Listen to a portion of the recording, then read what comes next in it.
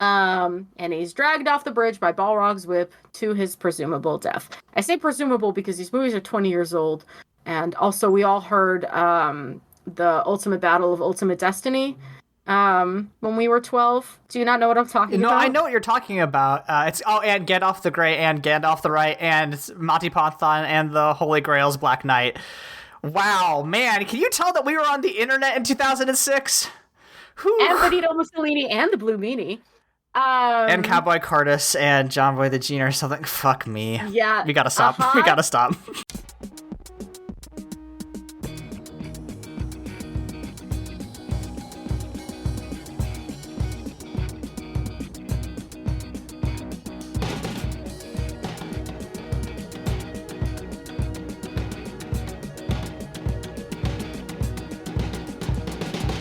Welcome to Mortified, the Friendship Quest, a podcast where two long-distance friends bounce media recommendations, all in hopes the other will like it.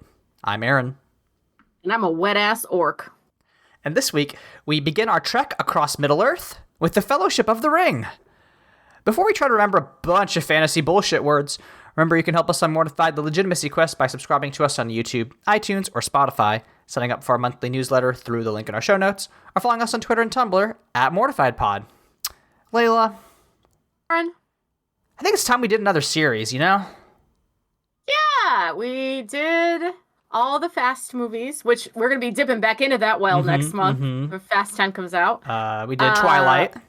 We did Twilight, so next logical step from there is Lord of the Rings, obviously. You know, the foundation of modern fantasy.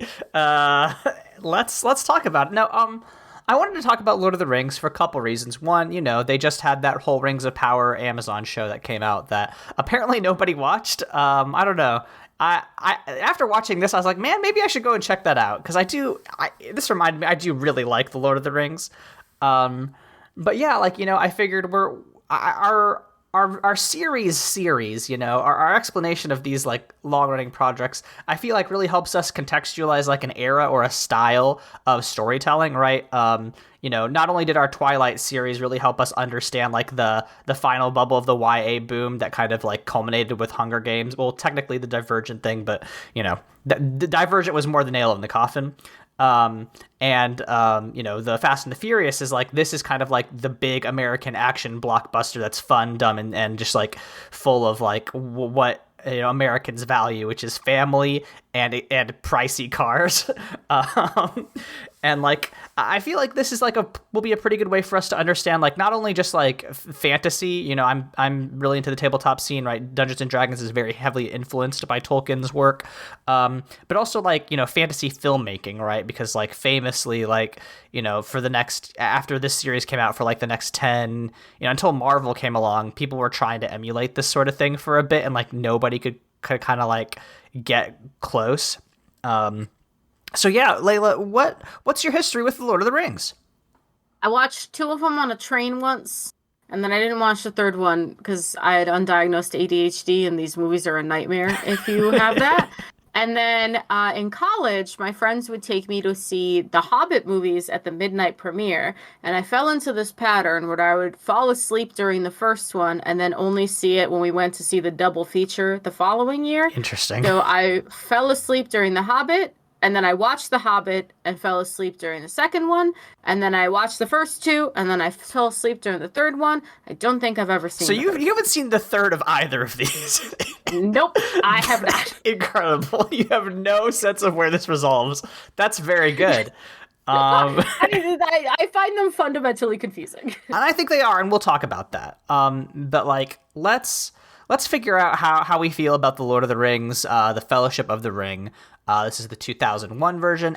For listeners who maybe are big into the extended cuts, we're not watching the extended cuts. They're too fucking long. Sorry, we're busy. I actually never seen the entire extended cuts of the original, just the second movie for some reason. But anyway, maybe one day. I watched the extended cuts of both of the first 2 movies. Okay, well, there's your issue. Yeah, on a train to Albany. No. In, like, 2015. That's too long. Yeah, never watched the third one. Listen, I'm sure they're great. Yeah, I couldn't remember a look of them. So good that I'm doing the summary this time around because you can interject with context. So, 100%. Lord of the Rings, The Fellowship of the Ring is the first movie. So I'm emphasizing that for chuckle fucks like me who are stupid. So it opens with the arrival of Gandalf the Grey because he's wearing gray.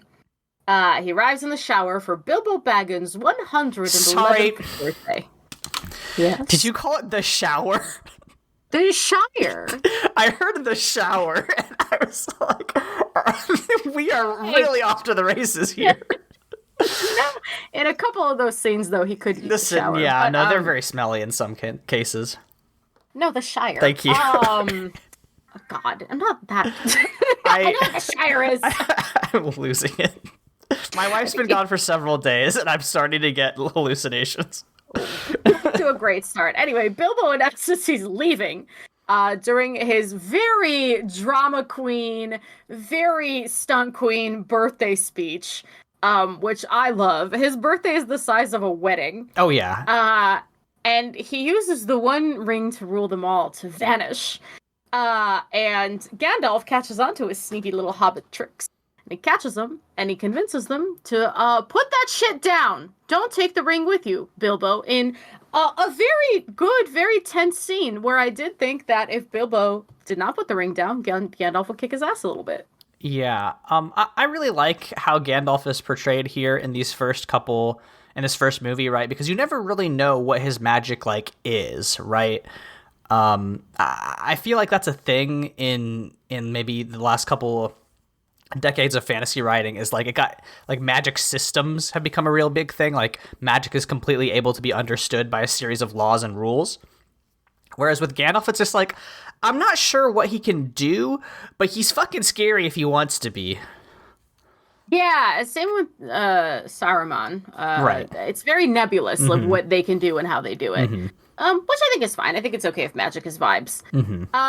So Gandalf, who cannot touch the ring, because he thinks it will wield too much evil, awful power through him, gives the ring instead to Bilbo's nephew Frodo, a young, youthful, supple Elijah Wood. Yeah, this Elijah Wood could be spread over so much bread. He is buttery smooth.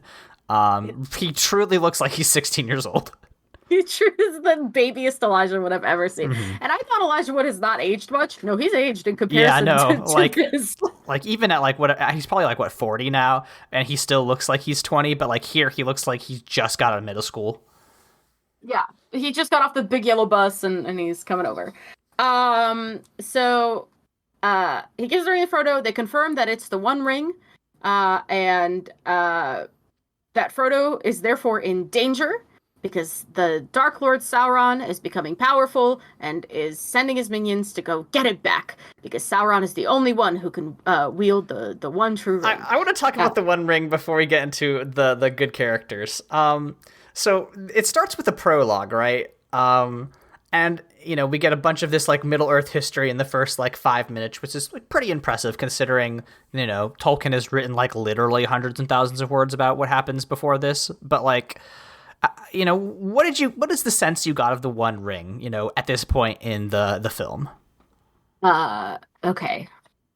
I mean, at this point in the film, you can tell that it's very powerful and it's very spooky, but it's unclear what it actually does, other than turn people invisible and take them to this weird spirit nether realm where Sauron can say scary things to them. Right. I think that's really interesting, right? That for Frodo and I guess Bilbo also, it turns you invisible. But when we see it in the prologue, it doesn't turn Sauron invisible. It gives him the ability to do psychic blasts, which is very funny. But also, it's I don't really get a sense why the One Ring is powerful. Throughout this entire series, right? We never really see why the ring is so magically powerful. Why everybody thinks it'll give them the strength to conquer the world. But I really love the sense of menace. The fact that Gandalf, this scary wizard, is so afraid of it, and he leaves it on the floor when Bilbo drops it, right? He cannot stand to touch it. I really like that as a method of being we have no fucking idea what this does, but even Ian McKellen is just gonna stay the fuck away from it. Well, I mean, you understand kind of what it does, right? Because in the prologue, they talk about the 3 rings given to the Mm-hmm. elves, and the Mm-hmm. 5 rings given to the dwarves, and the 9 rings given to the men, and the men become corrupted. And this is the one ring to rule them all, and blah blah blah. In the darkness bind them, right? Mm-hmm. So it is. It's very much. It's a King of Kings ring. Right. Right. It's the thing that lets you have total power because you were a tricksy little Sauron. Mm-hmm. When the rings are forged, you were like, tee hee, I'm gonna make one more. It's stronger than all the other ones. Um, I like as like a nebulous fantasy concept. I think that's fun. Um, but for me, like we'll talk about it. But Mm-hmm. but it's interesting to see how this differs from like the modern fantasies that we're Right. used to. 100%. So Gandalf, who by the way is characterized as a stoner, which I just love. And Frodo, well no, hold on. This is where we get Sam. This is where we get, yeah, I skipped a sentence. Him. So as Gandalf and Frodo are discussing the fate of the universe and the world and how bad it will be if Sauron gets the ring back, Samwise Gamgee, Frodo's gardener, is dropping some eaves outside the window, and Gandalf drags him in, and is basically like, what have you heard? And Sam was like, nothing important except everything. And Gandalf at that point decides to appoint him as Frodo's bodyguard, and he says, do not lose him, Samwise Gamgees. And that's important. We'll come back to that at the end. But yeah, so our 2 hobbitses, they're off to the races. They have to stay off the roads. They must traverse now to the village of Bree, where they shall meet Gandalf at the prancing pony. They run into my favorite characters, Merry and Pippin, along the way. And Merry and Pippin are stealing vegetables from her garden. They're stealing them from stupid. Farmer Maggot, which is the funniest name to give a farmer. It's like, this is Farmer Dipshit. Fuck this guy. Thank Fuck you. this asshole. And they didn't even cast anyone to be Farmer Maggot. He's just like a hoe in the sea above the ground. Which is just a great place to save money in this like multi-million-dollar, Right, like this is every like famous actor from the last 10, like this is Christopher Lee, this is Orlando Bloom, right? Like insane casting here. Yeah, so the 4 of them accidentally fall onto the road where 3 of the 4 hobbitses get distracted by mushrooms, and then they run into the Nazgul for the first time, the ring wraiths. And they get chased all the way to the village of Bree, where they're supposed to end up and meet Gandalf. And they go to the prancing pony, where they find out that Gandalf has not been there for 6 months. And instead, they meet a handsome, shadowy ranger named Strider, who helps them evade the Nazgul, who come and stab 4 beds full of pillows. It's really funny. It like that scene played well when I was a kid, but now I think it's very silly that like they do just kind of like try to trick the audience to thinking that they're all just kind of sleeping in the same beds, and then when the Nazgul like obliterate these pillows, they like wake up and they hear their like evil screams. I don't know. I think that scene's very silly, but I do love that the Nazgul are just like big scary ghosts with swords. Yeah, I thought it was fun. I think Lord of the Rings shines when it's a little silly. I don't like it when it's super self-serious. I get quite bored. But these moments of just Strider being like, "Boo, what if we stuff pillows in the hobbit beds?" And the scary ring wraiths will absolutely be fooled. Does it make sense in the world? No. Is it fun? Sure. So they get snuck out of the city. They go to this mountain fortress, but again, the hobbits are a little bit dumb and end up cooking at midnight. And they get cornered by the Nazgul, and Frodo is stabbed by their poisoned sword. This is the first of 2 Frodo stabbings. Yeah, man, Elijah gets punctured throughout this film. It really does. Goddamn ventilated. Aerated. So Strider takes Frodo to see his hot elf girlfriend, Arwen, who owns the Nazgul with water horses, and takes Frodo to Isengard, the city of elves. Incorrect. It's not. Is it Rivendell? Rivendell, yes. Isengard is is where wizards hang out. Yes. Yes. Okay, I'm gonna get it. I'm gonna get Listen, the you're names. doing great. Thank This you. is, this is something I've been learning for like literally decades. And I've had 2.5 hours. Right, exactly. Um, sorry, I had the phrase "he's taking the hobbits to Isengard." Yes, stuck there in we my head, go. that's Yep, yeah, it's fine. Arwen takes Frodo to Rivendell, where her dad heals him, even though the wound is going to be with him for the rest of his life. He's going to be up on his feet. I would like to know that Samwise Gamgee never left that boy's bed. He's been with him the whole time. Right. Famously on Tumblr, there's always this GIF set that goes around of the actor. I think it's Sean Astin. It's something Aston who's telling the documentary crew like, oh yeah, Ian McKellen told me to grab Frodo's hand at this point because the readers will be looking for that. And everybody's like, oh, Ian McKellen actually directed these movies. And I was watching some of those behind the scenes things today, and I was like, that's I saw that bit, and I was like, man, they really want to hit home how like deep this emotional connection between Frodo and Sam is, huh?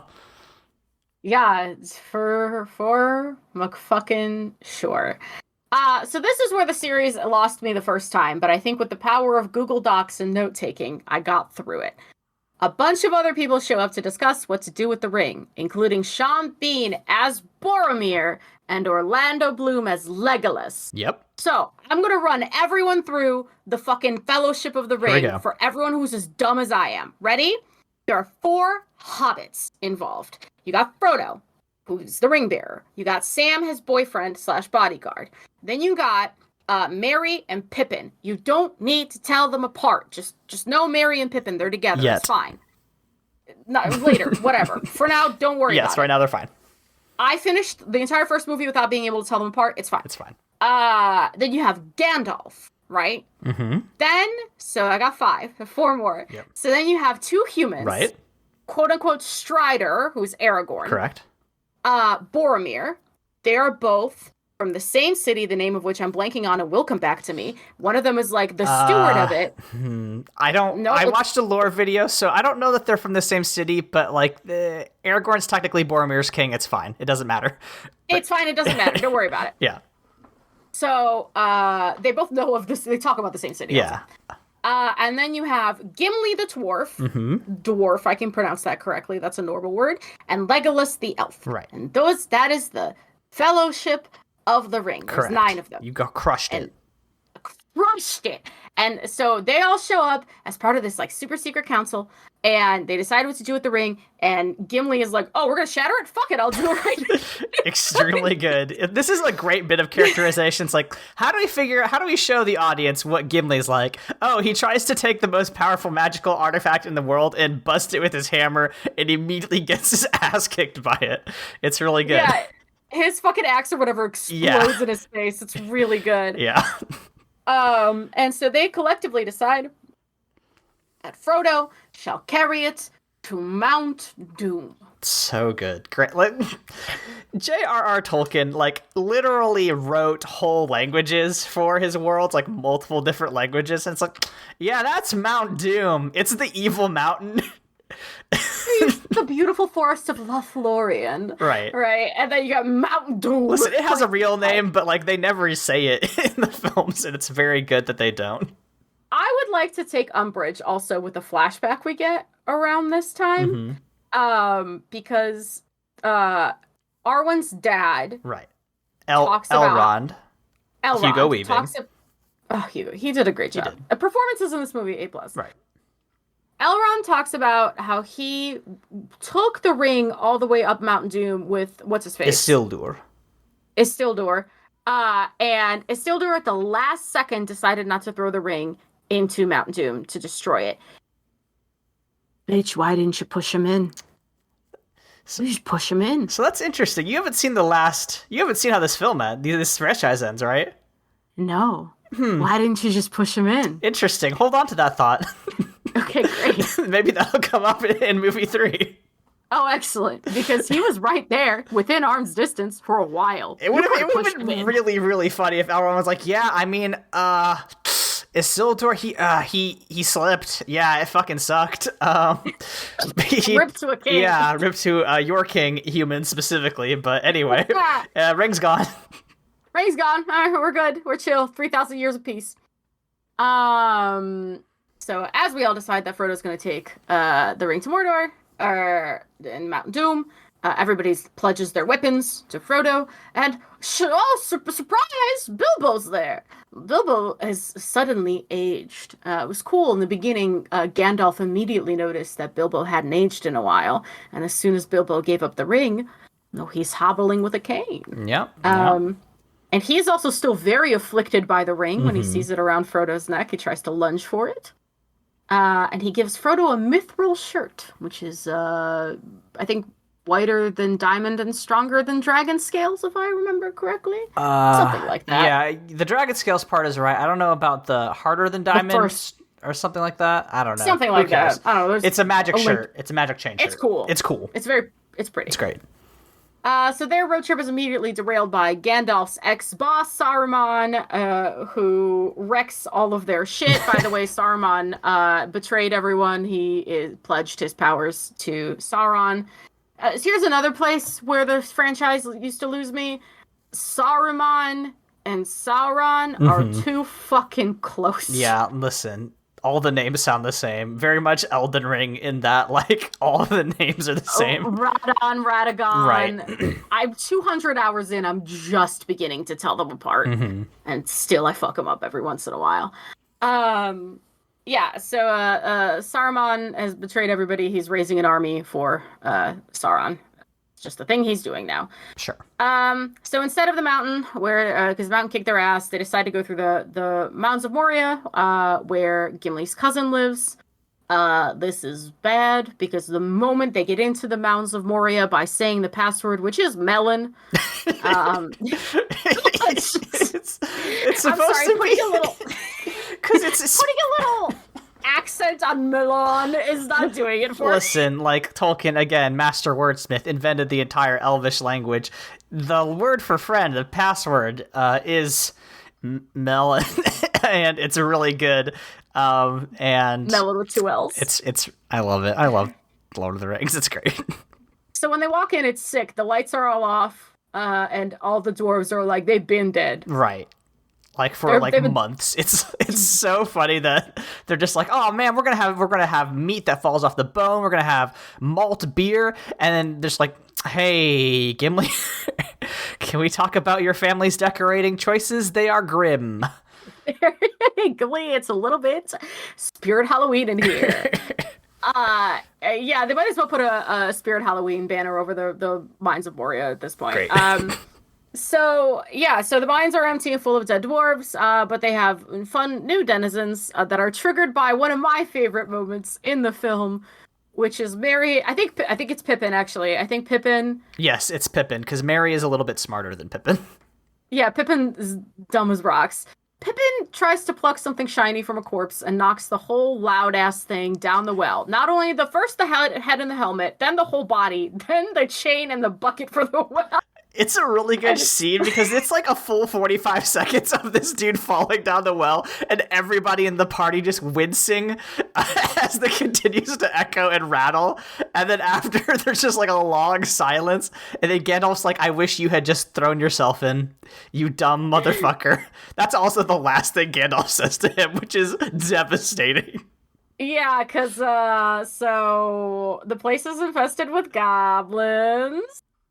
And our fellowship has to fight everyone off. Just the 9 of them versus like a little army. Fucking Frodo gets aerated again, but he's wearing the mithril shirt, so it's cool and fine. With the cave troll. Gandalf, as they're escaping towards some bridge that has a name. Too many names for things. Just say bridge. Just say the bridge. I think it's the Bridge of Khazad-dûm. I'm not sure though. Sure, that sounds correct to me. So they head for this bridge, and there's a cool staircase that's falling apart, and they have to make jumps, and they're getting shot at. And there's a big fire following them, and Gandalf is the one. This is the "You shall not pass." Right. This is the moment. This is the famous line. Great delivery by Sir Ian McKellen. This is where he fights off Balrog, the big flame demon. And he's dragged off the bridge by Balrog's whip to his presumable death. I say presumable because these movies are 20 years old, and also we all heard the Ultimate Battle of Ultimate Destiny when we were 12. Do you not know what I'm talking No, about? I know what you're talking about. It's and Gandalf the Grey and Gandalf the Right and Monty Python and the Holy Grail's Black Knight. Wow, man, can you tell that we were on the internet in 2006? And Benito Mussolini and the Blue Meanie. And Cowboy Curtis and John Boy the Gene or something. Fuck me. Yeah. We gotta stop. We gotta stop. So I know about Gandalf the White thanks to the Ultimate Battle of Ultimate Destiny. We're doing great. We are. Holy shit. So the rest of the Fellowship keeps going until they reach Lothlorien, where they're ambushed by more elves and bad bitch supreme Cate Blanchett as, oh my god, her name starts with a G. Galadriel. So Frodo offers her the ring for some reason. Baby, I know you're tired, but that was like, a bad move. I want to go home. Fuck this ring. My wizard friend just died, and I saw the devil.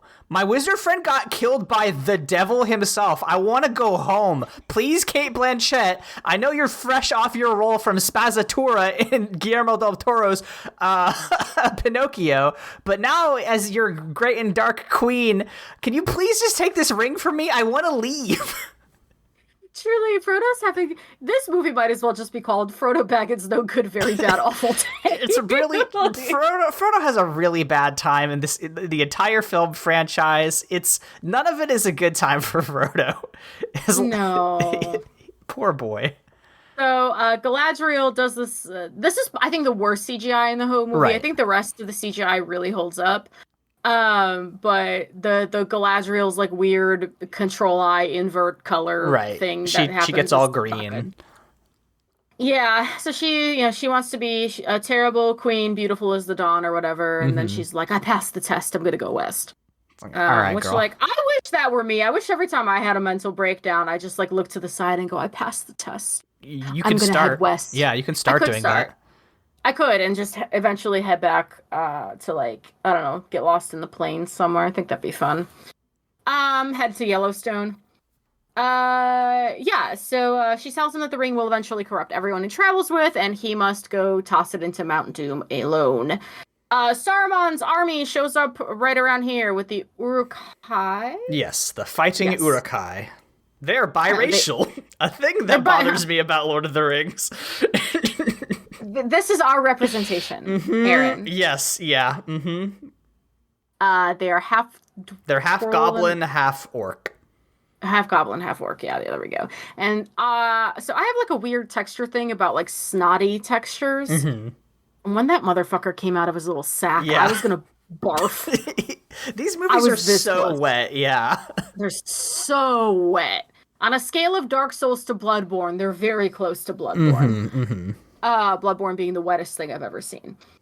If you're really brave, Google wet core. That's a thing my coworker introduced me to. Wow, anyway, you have bad coworkers. Yeah. No, he's great. Just introduced me to wet core. So Saruman's Uruk-hai army shows up right as Boromir tries to take the ring from Frodo again. So Boromir, by the way, his bitch ass was the first one at the council being like, give it to me, I'll use the power. Because our city's been defending all of you from Saruman from Sauron this long. So give me the ring and I'll use it. And everyone's like, you're stupid. In Boromir's defense, geographically, his city is like Poland compared to Russia. Like it is like there's like a bridge, right, where Mordor is here, and then like his city is here. There's like two halves of the city, and like his hometown is here. So like they are truly just like right there, getting their asses kicked every single day. So I feel for Boromir. I do feel for him, but not enough. Right. We've seen what this bitch ring can do. Right. So the party fights them off. Boromir is killed because it is Sean Bean's duty to die in every fucking franchise he is in. He dies in Morrowind, he dies here, he dies there, he dies everywhere. Sean Bean just gets roles that kill him. We love to see it. Well, it's bittersweet. He's an excellent actor. So Boromir's killed, Merry and Pippin are kidnapped. Sam follows Frodo in the most romantic sequence ever put to film. Legolas, Gimli, and Aragorn resolve to rescue the hobbits after they lay Boromir to rest. That is Lord of the Rings, Fellowship of the Ring. Yeah. So overall, what are your feelings about it? Think it's a fascinating watch for cultural anthropology because it's simply not my type of fantasy, but it is interesting to see where all the tropes come from and such. I think that one of the things that really stood out to me was that there was a sense of kind of staged inorganic storytelling in parts of it that it doesn't exist as much anymore in modern fantasy.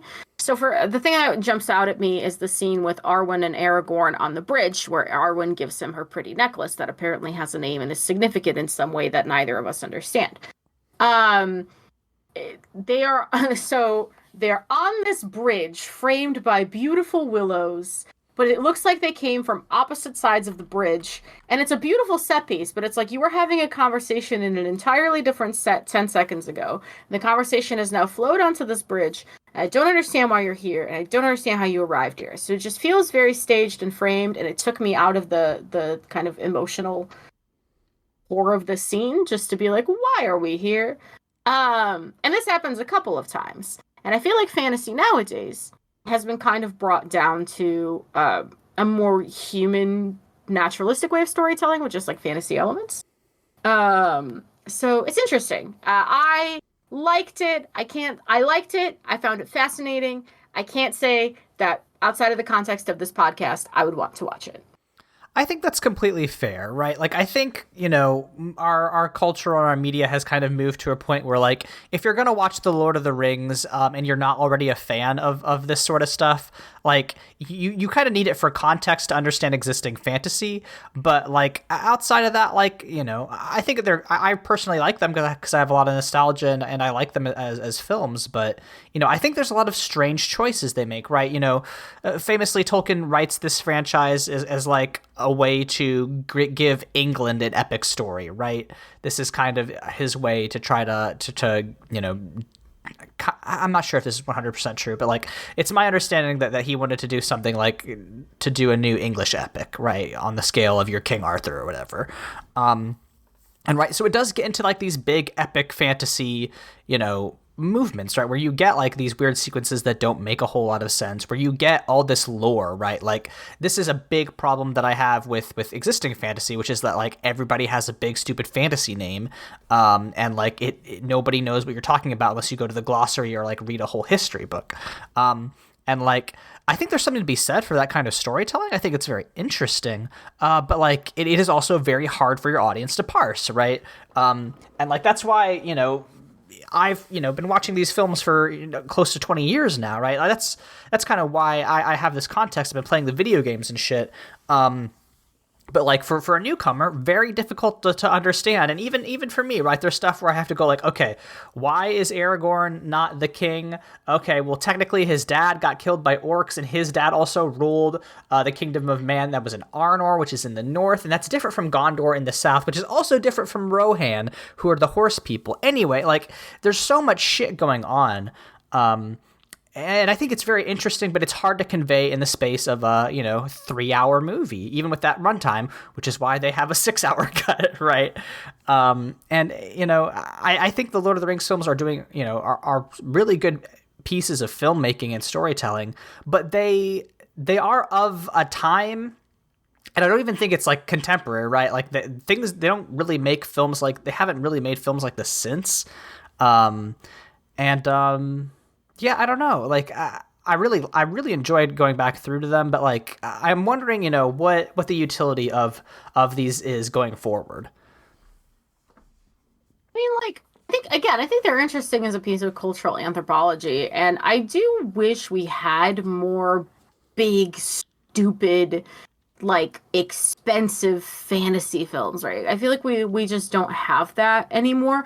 But the other thing I couldn't help but think while I was watching this was the Rings of Power, I think, had the right idea in the sense that this story is better told as a TV show. Right. Because the format of a TV show is as such that you could like go to these places. Or Game of Thrones, right? There's the big famous example. You can go to all these places. You can spend time there. You can get to know the cultures and the people and the visual storytelling and the the whatnot, and suddenly Gondor isn't just a name to you, right? Gondor means something. Gondor is the white walls and the silver trumpets because you've heard them and you've seen them. Same with like, I think of like the big fuck off fantasy games that we play, right? The reason Elden Ring can get a little bit confusing is because you see all of these places in decrepit ruin. You don't see all of these rulers in action so much.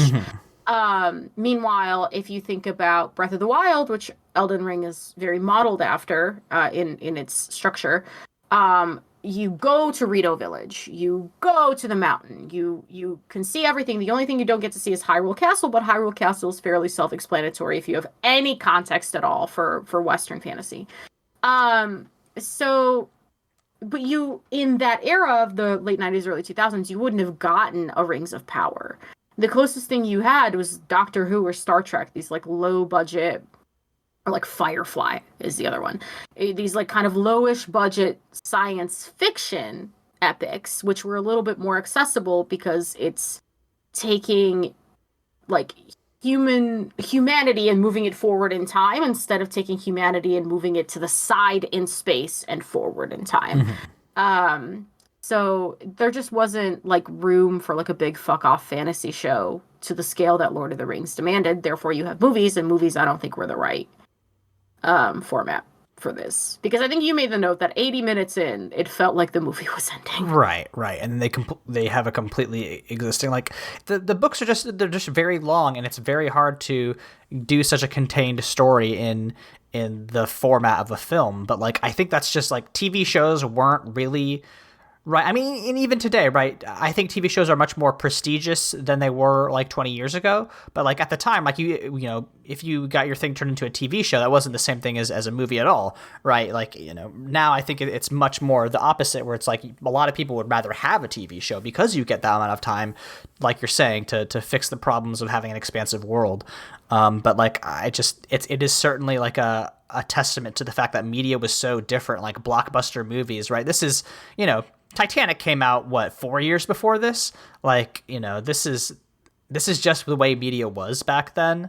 And like it is so it is an interesting time capsule, I'll say. But like I was watching some of the behind the scenes stuff, and like I truly wish we had retained some of like the dedication to craft that this movie did. Like, cast of like 3,000 people working on this movie, or a crew of 3,000, right? Like, the like all the stuff in Hobbiton, right? That's all real. Like they built the Hobbit like holes. They like took a year to let the grass like grow over it to make it look grown over. Like the trees in LOTH1, like they just built the trees. Like they just had to like make them out of like paper, like chicken wire and like paper mache. Not paper mache, but like they had to physically build them because like they don't have enormous trees like that in New Zealand, right? Like, and they had.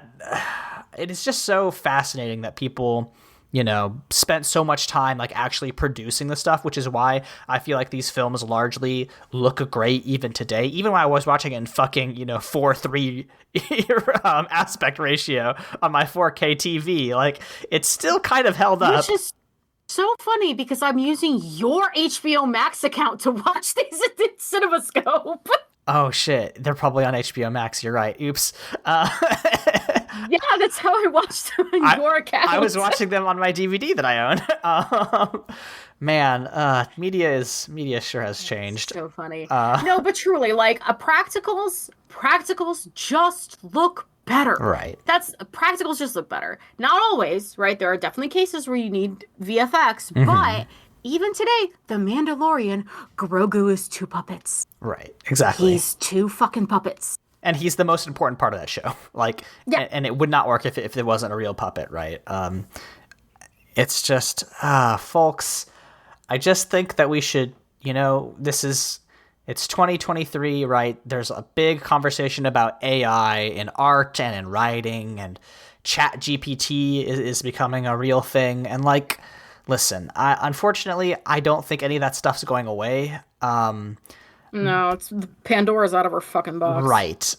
I just wish that we were using this kind of stuff to free up people to do actual, like, meaningful work that like, you know, gave them time to actually put their heart and soul into a craft instead of just making one person do the work of four people. My USDA grass-fed beef with AI primarily always and forever will be that as long as AI is contributing to the accumulation of profits to the 1%, instead of alleviating the work burden on the rest of us, making life easier, making it more efficient, making it easier to live so that we can enjoy the fruits of our labor, then I will always fundamentally have a problem with AI. Right. It's not about the tech, it's about the use case. Right, exactly. There's absolutely a way in which AI can be used that benefits people, but because of the system of capital we live in, it's just not going to, and that's why we kind of have to oppose it for as long as we can. But like stuff like this, like they hired like 3,000 people to work on this production, and it looks great, and it became a classic of English cinema for a reason. And like, I don't know, I'm wondering, you know, Leyla, if you had the ability to create, you know, either your own property or give a property you love this kind of vast, expansive, like epic treatment like that Lord of the Rings got, what would you want to do? An excellent question. I can. Do you have one off the top of the dome? Yeah, I'm thinking about, you know, for this personally, right? Like I wrote a book that probably isn't ever going to get published, but it was like, what if India colonized Britain with big mechs, right? With big animal mechs. And like, I would love to see some like practical effects, like people actually having to build mecha like props. I think that would be fucking sick as hell. Just a bunch of like reenactors with like actual powder rifles, and then also they have big robot props. I think that would be sick. I'm trying to think of something because like I think you really need to lean into like the big epic fantasy scale of this sort of thing in order to justify like having such a large crew. I think it might be the Poppy War. I would love to see R.F. Kuang get this kind of franchise treatment with just like hundreds of you know, people crafting individual like soldiers' armor and like actually making to do like practical effects with the fire and the shamans and shit, and like or like the naval battles in Dragon Republic. Like that would be so cool. So yeah, I mean, New Line Cinema, if you want to make, you know, $1 billion, turn the Poppy War into one of these things, because that'd be fucking incredible. Or Warner Brothers at this point. Jesus Christ, I hate the future. Yeah. Woo! I think, yeah, so for not my own property, I think I would love to see similar era of modern fantasy writing. I would love to see Priory of the Orange Tree turned into this big fuck off beautiful. I mean, that's a book that's long enough to justify it. 850 beautiful pages, baby. And shout out to my friend who just started reading it, and she told me at dinner yesterday, she was like, oh, Leyla, I almost gave up in the first 100 pages. But then I posted it on my Instagram story, and a bunch of people said they love that book, and then I remembered how much you liked it, and I pushed through, and now I'm in it to win it. I'm like, yeah, the first 100 pages are a lot, but then you get through it, and then you have 750 more that are really good. That, and then honestly, like, yeah, whatever, turn my webcomic into a beautiful fuck off fantasy treatment, because I would love to go into, you know, some beautiful hand-painted village with and grow a bunch of beautiful flowers over it, and make it the beautiful self-indulgent fantasy village I always wanted it to be, with a bunch of beautiful practicals and actually Lee Pace could a man of Lee Pace's height could play my main character and just put him in the most beautiful velvet capes you've ever seen in your life. I think that would be delightful fun for me. I would love that very much. And if you hear me turning away from my microphone, it's because I'm realizing in real time how bad my dog is shedding now that it's April. I'm just trying to get the hair off of it. Poor boy. Yeah. So I'm excited to see how our understanding of of Lord of the Rings continues in the next couple months. I think our plan is to watch both the original and the Hobbits. I don't think we're probably going to do the Rings, Amazon's Rings. What is it? I just said Rings of Power. Rings of You Power. literally just said it. Probably not going to do that, but the movies at least, because those are pretty digestible. But yeah, I think we're definitely going to see the difference between like these and then the Hobbits, which are like so much more CGI, not nearly as much investment. I think it'll be an interesting investment both for us to see how the franchise changed and also how like the media landscape changed it. So I'm looking forward to continuing on our epic quest to destroy the ring and learn about Middle Earth. I want to be clear. VFX is a beautiful craft. Sure. VFX artists are incredibly talented artists and technicians. Right. It's just, as we always say, there's a place and a time for everything. And sometimes you need VFX, and sometimes you just need a practical puppet. Mm-hmm. And I wish there was more discernment and more respect paid to both sides of those crafts. Right. No, when we criticize CGI, it's mostly because CGI is being used in place of, more, craft people who are unionized is ultimately what it comes down to. Yeah. Exactly. But Leyla, when we are not clarifying our beliefs on how bad labor practices are affecting the kinds of stories we can tell, where can we be found on the internet? You can find me at LEYLSES on Twitter, Tumblr, and Instagram. Nope, just Twitter and Tumblr. I went back 100 episodes for some reason. I don't have Instagram anymore. I am busy. That's it. What about you? You can find me on Twitter at AaronXXL. Wow, I'm tired. My website is aavoit.com, where I talk about tabletop RPGs, health policy, and writing. Again, Mortified fans will probably like the YouTube video I put out at aavoit on YouTube about Reyna Jotti's Apocalypse Keys, because I referenced Leyla's essay about diaspora in it, and it's a good one. I think you should watch that if you like this show. It was a very nice reference. Thank you very much. I felt very honored. If you want to know about our theme song, it's Keshko. It's Obsolete by Keshko from the album Filmmakers Reference Kit Volume 2. You can find more of their music at keshko.bandcamp.com. Leyla, how shall we close this episode out? Well, Aaron, we should finish because I feel thin, sort of stretched like butter scraped over too much bread. Amen to that. We'll see you all next week. Oh my god, we never went back to the fact that Sam... At the end, Sam the promise he makes is that he will not lose Frodo Baggins, but what he says to Frodo in the boat is, I will not leave you, Frodo Baggins. I made a promise. Interesting choice of words there, Sam. Yeah. I'll tack that on at the end. There we go.